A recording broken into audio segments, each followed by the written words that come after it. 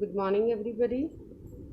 We have already done the two parts of this chapter, the making of a scientist. Okay, this is the chapter of class 10 subbook, Footprints Without Feet, chapter number 6.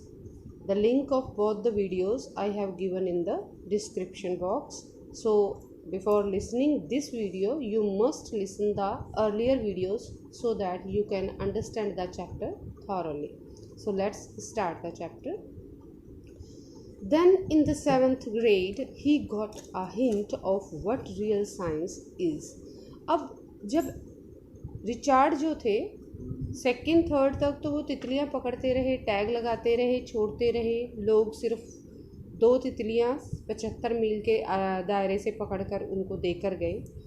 तो अब उनका थोड़ा सा interest ख़त्म सा होने लगा।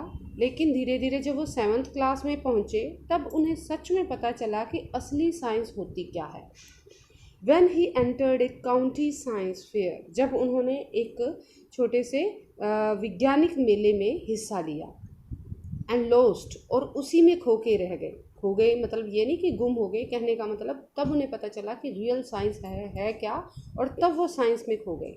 It was really a sad feeling to sit there and not get anything while everybody else had won something.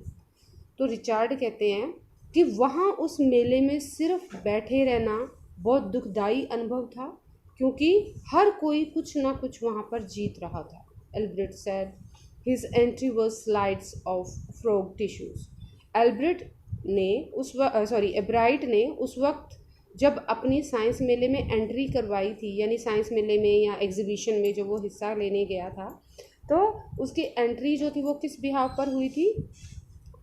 Frog tissue की स्लाइड्स दिखानी थी उन्होंने कंप्यूटर पे, कि फ्रॉग के अंदर जो क्या क्या टिश्यूज़ होते हैं उनकी स्लाइड्स का शो करना था। Which he showed under a microscope, और ये सब उसने किसके थ्रू शो करना था? माइक्रोस्कोप के ज़रिए दिखाया लोगों को। He realised the winners had tried to do real experiments. वहाँ ब्राइट ने महसूस किया कि वहाँ बाकी बच्चे जो जीते थे उन्होंने किसी पिक्चर के ज़रिए नहीं किसी को कोई टिश्यू दिखाए या कुछ तस्वीर दिखाई, बल्कि उन्होंने रियल एक्सपेरिमेंट्स किए थे। Not simply make a neat display, सिर्फ एक साफ़ सुथरा सा डिस्प्ले नहीं किया था कि 4-5 फ़ोटो खींची और बता दी कि हाँ ये चीज़ होती है, ये चीज़ होती है। अगर कोई दूसरा बच्चा वहाँ पे फ्रॉग टिश्यूज़ के बारे में बता रहा था तो वो बाकायदा फ्रॉग लेकर गया, उसको काट के बाकायदा उसके अलग अलग टिश्यूज़ को लोगों को दिखाया। तो लोग रियलिटी में ज़्यादा इंटरेस्ट ले रहे थे।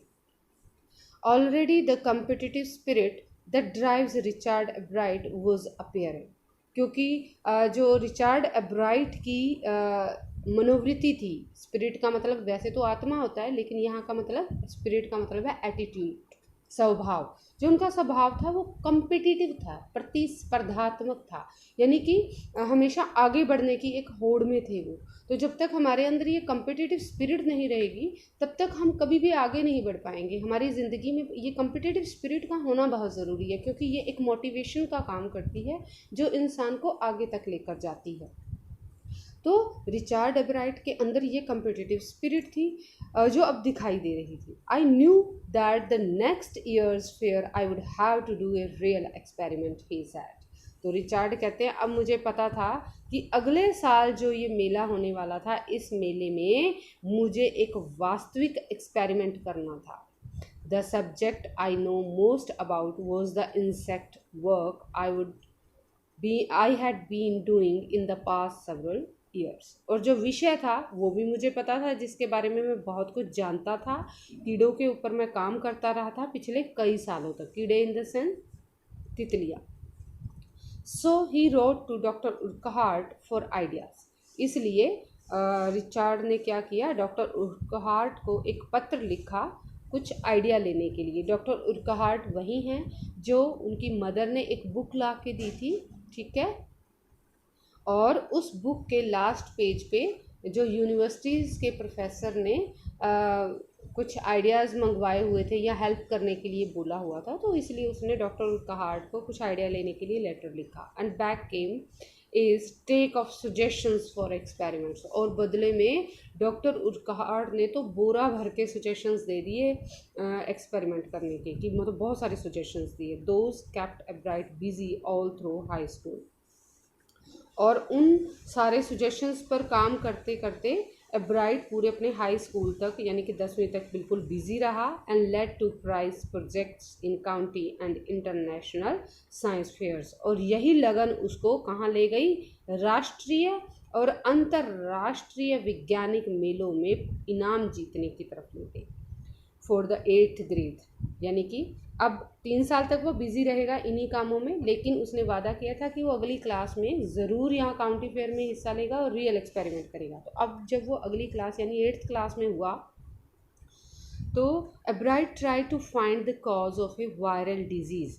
तो एब्राइट ने पता लगाने की कोशिश की एक वायरल बीमारी के बारे में, that kills nearly all monarch caterpillars very few years. एक ऐसी बीमारी जिसने तकरीबन सभी मोनार्क तितलियां थी, मोनार्क कैटरपिलर्स थी तितलियों से पहले का पार्ट जो होता है, तो उन सभी को मार दिया था। यानी उस बीमारी की वजह से सारी मोनार्क तितलियां जो थी वो मर गई थी कुछ साल पहले। तो वो बीमारी क्या थी उसके बारे में एब्राइट ने पता लगाने की, उसका कारण पता लगाने की कोशिश की।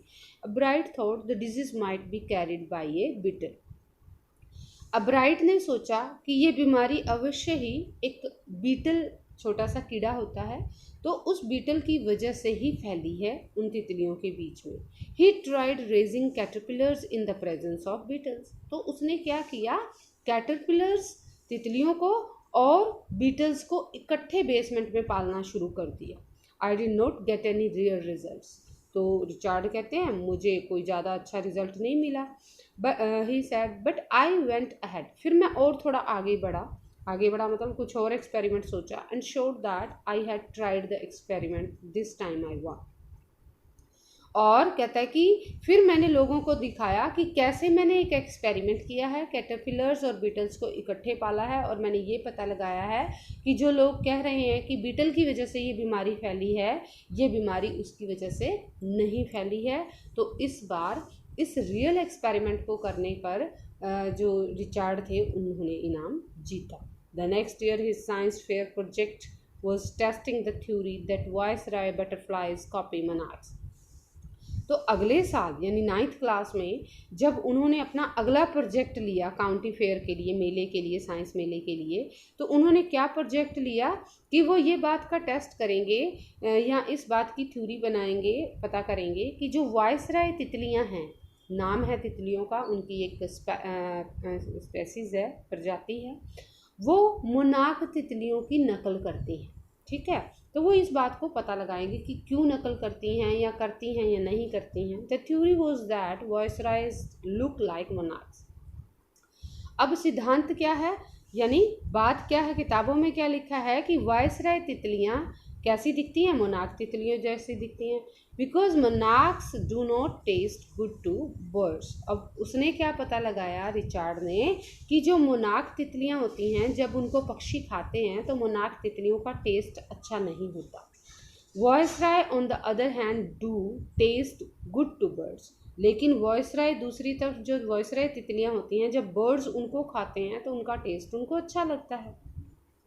The less likely they are to become a bird's dinner। इसलिए वायसराय तितलियां जो थी वो नहीं चाहती थी पक्षियों का डिनर बनना, यानी इसलिए उन्होंने अपने आप को कैसे ढाल लिया, मोनार्क तितलियों की तरह ढाल लिया। अपने आप को कैसे दिखाई देने लगी, वो मोनार्क तितलियों जैसी वो खुद को दिखाने लगी कि हम तो मोनार्क हैं, ताकि पक्षी हमें खाएं ना। Ebright's project was to see whether in fact birds would eat monarchs। अब एब्राइट ने क्या प्रोजेक्ट लिया था, ये पता लगाने का कि क्या पक्षी मोनार्क तितलियों को खाएंगे। He found that a starling would not eat ordinary bird food। तो उसने क्या पता लगाया कि starling would not eat ordinary bird food. तो जो स्टारलिंग पक्षी है वो आम पक्षियों जैसा खाना नहीं खाता। It would eat all the monarchs. वो सिर्फ क्या खाता है, बगुले जैसा होता है स्टारलिंग पक्षी, तो it would eat all the monarchs. वो क्या खाता है, सिर्फ मोनार्क तितलियों को खाता है। इट कुड गेट उसे कोई भी तितली मिल जाए, मनाक तितली, वो खा जाता है। A bright said later research by other people showed that Viceroy probably do copy the monarch. तो एब्राइट ने कहा, अपनी बाद के रिसर्च के आधार पर उसने लोगों को बताया कि वॉयसराय तितलियां शायद मोनार्क तितलियों की कॉपी करती हैं, कंफर्म नहीं है। This project was placed first in the zoology division. तो जूलॉजी डिपार्टमेंट में, जूलॉजी क्या होता है, जहाँ पे पक्षियों का, कीड़े मकोड़ों का अध्ययन किया जाता है। तो this project was placed first in the geology division. अब जियोलॉजी डिवीज़न में, यानी जो अलग अलग वहाँ पे काउंटी मेले में अलग अलग डिपार्टमेंट बनाए हुए थे। एक जगह ऐसी जहाँ पे सिर्फ कीड़े मकोड़े और पशु पक्षियों का मतलब दिखाते थे, कोई एक्सपेरिमेंट इंसानों के ऊपर। तो इस तरह से कुछ जो पानी में रहने वाले जीव हैं, कुछ आसमान में उड़ने वाले जीव हैं, तो अलग अलग एक्सपेरिमेंट्स, अलग अलग काउंटर बने हुए थे। तो इन्होंने जूलॉजी डिवीज़न में हिस्सा लिया था। तो इन्होंने